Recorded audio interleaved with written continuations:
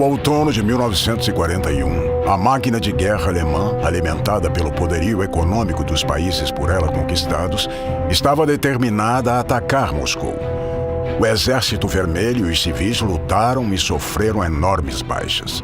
Assim, era inevitável criar-se uma frente na Europa Ocidental para conter esse temível inimigo. Foi crucial dispersar as forças alemãs e enfraquecer o seu poder econômico.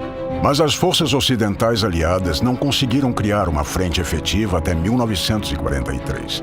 As batalhas se estendiam do Pacífico até a África, até este ponto na Segunda Guerra Mundial, sem que conseguissem libertar a França. Só nas conferências em Casablanca e Teherã, em 1943, foi tomada a decisão de se reagrupar. Como resultado, o desembarque na Normandia, como parte da Operação Overlord, foi planejado para maio de 1944. Os aliados já tinham experiência em operações semelhantes. A primeira tentativa de mobilizar tropas britânicas e canadenses na Europa Ocidental foi em 1942, em Dieppe, na França. Foi um fracasso para os aliados, não tendo os ingleses chegado a tempo. Alguns veículos não chegaram à cidade francesa devido a estruturas bloqueando seu caminho e condições desfavoráveis da estrada. O ataque a Dieppe e outras ações militares, como operações de desembarque, forneceram aos aliados a experiência que eles mais tarde usaram na Operação Overlord. A costa da Normandia era uma cabeça de ponte reforçada. Em 1942, os alemães começaram a construir a Muralha do Atlântico, um sistema de defesa costeira. Erwin Rommel, o comandante do Grupo de Exércitos B no norte da França, entendia que a chance de parar um possível desembarque apenas com fortificações era bem pequena. É por isso que ele usou o Grupo Panzer Oeste da França, juntamente com as estruturas de fortificação. O Grupo Panzer consistia em muitas unidades, equipadas com veículos contemporâneos, incluindo Tigers e Panthers. As tropas eram experientes pelas participações em confrontos na África e na Frente Oriental. Era garantido que o desembarque aliado iria ser duro. E os aliados decidiriam o local de desembarque. Precisava estar perto das Ilhas Britânicas para que a Força Aérea Aliada apoiasse o desembarque. Além disso, os veículos pesados de desembarque exigiam praias específicas. Elas ficavam na costa perto de Calais, Normandia e Bretanha. A ideia de desembarcar em Calais foi descartada, pois era óbvia demais. Tanto que os alemães pensavam assim e colocaram reservas militares lá. E o sistema de estrutura defensiva da região foi reforçado. Uma decisão arriscada foi tomada. O desembarque aconteceria na costa da Normandia, o que era o ideal. As forças alemãs não esperavam encontrar os aliados ali, pois exigiria longos combates sem o acesso à infraestrutura de um grande porto. Mas as forças aliadas desenvolveram portos artificiais, Mulberry e um sistema de tubulação para fornecer combustível através do Canal da Mancha.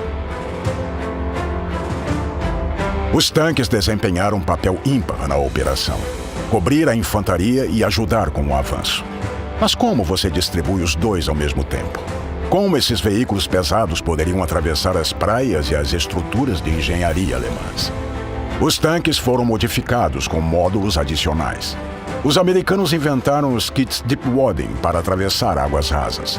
Lacraram os orifícios nos lados do casco e da torre para serem à prova d'água, e as entradas de ar foram equipadas com dispositivos especiais.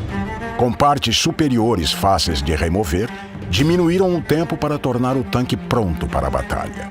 Isso ajudou a aumentar a efetividade da ação. A direção dupla foi uma modificação mais radical que converteu um tanque em um veículo anfíbio. Uma estrutura de metal foi anexada ao casco do tanque, que continha uma tela de lona de borracha.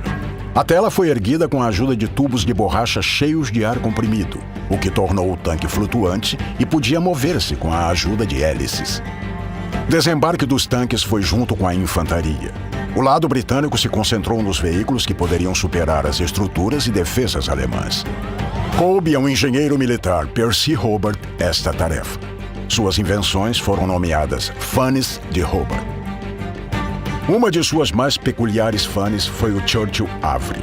Em vez do canhão padrão de 6 libras, esses veículos receberam um petard mortar de 290 milímetros com incrível poder de fogo que deveria destruir paredes reforçadas. Outra das fanes de Hobart era um Churchill modificado com um lança-chamas, que era chamado de Churchill Crocodile. O lança-chamas foi implantado no lugar da metralhadora do casco e o combustível era rebocado em um trailer de rodas blindadas. O tanque Crabbe, destinado à limpeza de minas, abriu caminho para veículos pesados, e o Churchill Ark, que dava as pontes, ajudou-os a atravessar terrenos difíceis. Quase tudo pronto. Mas para um desembarque bem-sucedido, era preciso uma boa maré, já que as embarcações de desembarque poderiam ser danificadas por estruturas de defesa submarinas alemãs. Além disso, os britânicos queriam expandir o território de desembarque. Como resultado, a Operação Overlord foi transferida para junho de 1944. 3 zonas de desembarque britânicas foram definidas: Praia de Gold, Praia de Juno e Praia de Sword, além de 2 norte-americanas, Praia de Utah e Praia de Omaha. O comando britânico alocou uma unidade de tanque separada para cada zona. A 79ª Divisão Blindada de Hobart e suas fanes estavam operando em Gold. No dia 6 de junho de 1944, às 7h25 da manhã, centenas de soldados do 1º Batalhão do Regimento de Hampshire ouviram o comando. A tensão era insuportável. Apertando e apertando suas armas em ansiedade, os soldados se aproximaram da costa nas embarcações de desembarque através do forte vento. Mas as forças alemãs estavam prontas para o combate. Os britânicos sofreram grandes perdas nos primeiros minutos de batalha. Os tanques de direção dupla desembarcaram direto na praia por causa da tempestade. Assim que os veículos começaram a apoiar a infantaria, as defesas alemãs foram penetradas. Sherman Crabs e outros tanques de engenharia limparam os campos minados, e as forças britânicas avançaram pela França ocupada pelos alemães.